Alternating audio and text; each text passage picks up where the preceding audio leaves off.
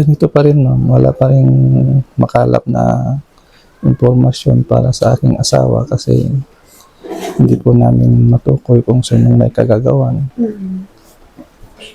Sir, nung mga nakaraang pagkakataon, sir, ilang araw na po siyang nawawala bago niyo pinatagpuan ang katawan niyo, sir? Isang araw na po ang nakalipas ma'am, bago po namin na tagpuan yung kanyang bangkay po.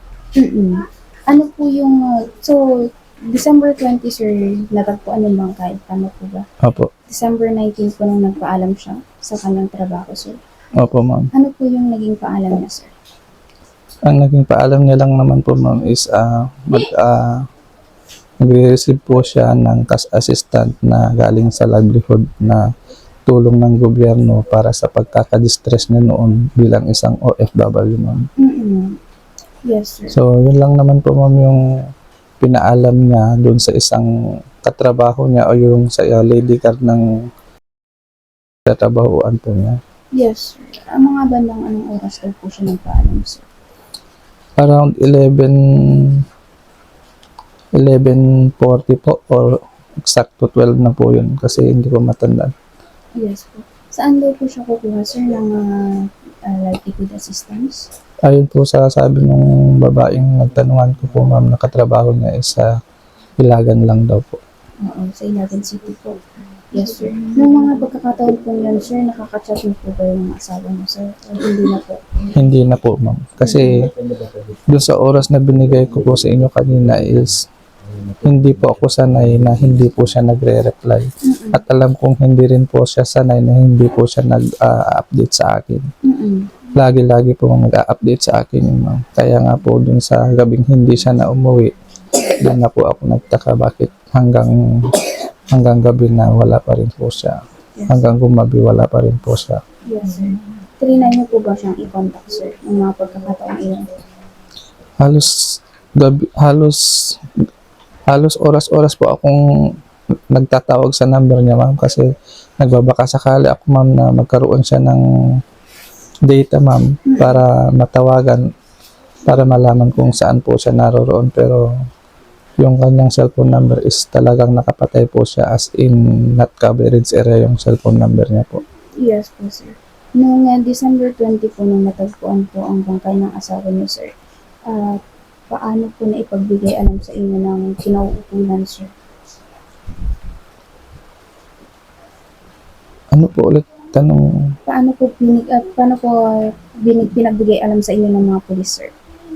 Bali nung wala pong binigay ang mga pulis na ano sa aking asawa, bali kami po yung kusang naghanap ng paraan kung paano po namin siya mahanap, and then nagkaroon naman ng pagkakataon o yung coincidence na habang kami po naghahanap sa mga daang pupuntahan namin, doon po namin nakita na natagpuan yung kanyang gamit sa may tulay kung saan napa-stop ako kasi mayroong dalawang pulis na nag-iimbestiga sa gamit niya. Hindi ko po napansin yung gamit niya kasi yung pulis lang ang napansin ko. Baka manghuhuli itong mga to kaya nagminor po ako.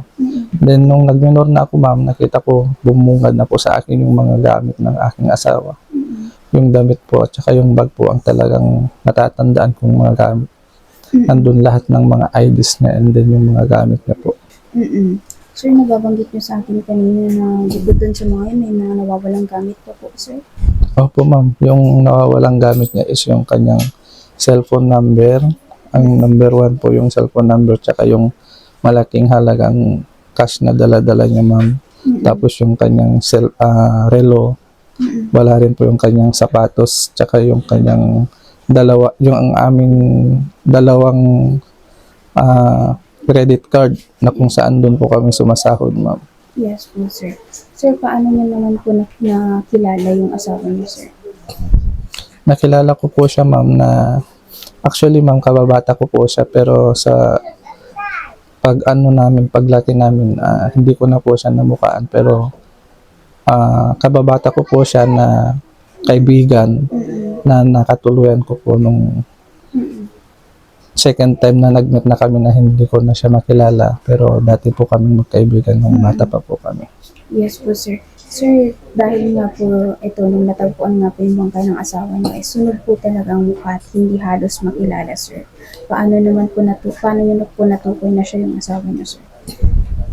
Nung una, ma'am, nung sinabi sa akin nung pulis na meron silang ipapakitang litrato ng bangkay, ma'am, pinakita sa akin is hindi po yan yung asawa ko, sir, sabi ko. Pero dahil nga po sa tinanong ako kung ano ba yung pwede mong halimbawa na pagkakakilanlan mo sa asawa mo is yung sinabi ko po yung kanyang balat sa kamay. Tapos yung isang sa mismong finger niya po is parang naglobo siya na parang may kepal po. Tsaka yung sa dito sa may mismong suso niya po is meron din po siyang balat katulad dito sa kanyang kamay po. Yes po, sir. Doon ko po natukoy na siya nga talaga po. Yes po, sir. Sir, ano naman po ang inyong panawagan, sir? Ano, kung gusto niyo pong manawagan ng justisya, sir, please go ahead po. Panawagan ko lang po sana, sir, ay ma'am, kung meron pong mas mabilis na aksyon, sana mahuli rin po agad yung gumawa sa asawa ko ng ganito kasi hindi niya po deserve yung ganitong sinapit niya kasi lahat po ng pwedeng pagtanungan po nila dito, kilala po nila ang asawa ko. Mabait po ang asawa ko. Hindi po siya pala away, pala kaibigan po siya. Yun lang po ang hiling ko po sana bago man lang po sana mailibing ang aking asawa, magkaroon na po ng agarang action para sa hustisya na wala na po akong ibang pwedeng gawin kundi yung hustisya na lang para sa kanya po. Yes po, sir. Sir, wala po bang kaaway yung asawa niyo, sir? Wala naman po, ma'am, kasi tulad nga ng sabi ko, ma'am, hindi po siya nagtatanim ng galit. Mabait po ang asawa ko, ma'am. Wala po siyang kaaway. Yes po, sir. Sir, ito, may naiwan po siyang isang anak ninyo. Opo, Ano ma'am. naman po ang kalagayan ng anak niyo? Kamusta naman po siya? Ito nga po, ma'am, nakakalungkot po kasi sa tatlong gabi na hindi niya na nakasama sa pagtulog.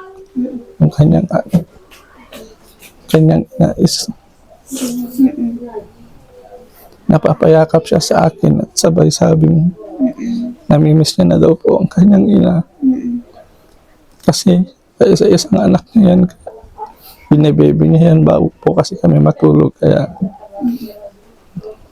sobrang nakakadurog sa puso, ma'am, na hanapin niya sa akin yung kanyang ina, ma'am, na hindi niya rin matanggap, hindi niya rin makita sa mismong kabaong. Ayaw niyang tignan po yung mukha ng ina niya kasi hindi raw po yun yung nanay niya.